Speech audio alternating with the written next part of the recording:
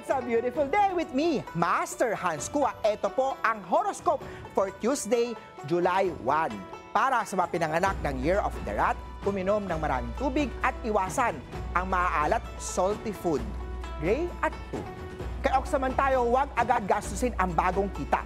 Magtabi ng pera. Yellow at 5.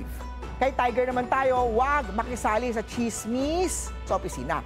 Blue at 1. Kay Year of the Rabbit naman tayo, may hindi pagkakaintindihan sa mga katrabaho. Be calm at huwag magpadala sa emosyon. Page at 6. Kay Dragon naman tayo, bantayan ang blood pressure, umiwas sa stress at puyat. Red at 8. Kay Snake naman tayo, huwag matakot sa bagong responsibility sa trabaho. Kaya mo yan! Purple at 3. Ito naman! Kay Year of the Horsey, may padating na team project. Gamitin ang leadership skills mo. Gold at 7. Kay Year of the Ship naman tayo, kumonsulta sa doktor kung may matagal ka nang iniindang pananakit sa kasukasuan. White at 9. Kay Year of the Monkey naman tayo, i-check ang posture lalo na kung madalas nakaupo sa trabaho. Green at 4. Kay Year of the Rooster, may bagong source of income lalo na kung ikaw ay creative at maparaan. Pink at 1.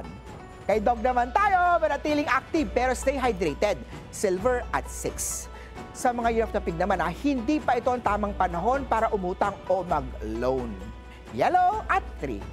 Paalala lang, ito po'y patnubay lamang. Ang tunay na swerte ay nagsisimula sa pagiging totoo. Abangan araw-araw ang horoscope of the day. Dito lang po sa It's a Beautiful Day with me, Master Hans Kua.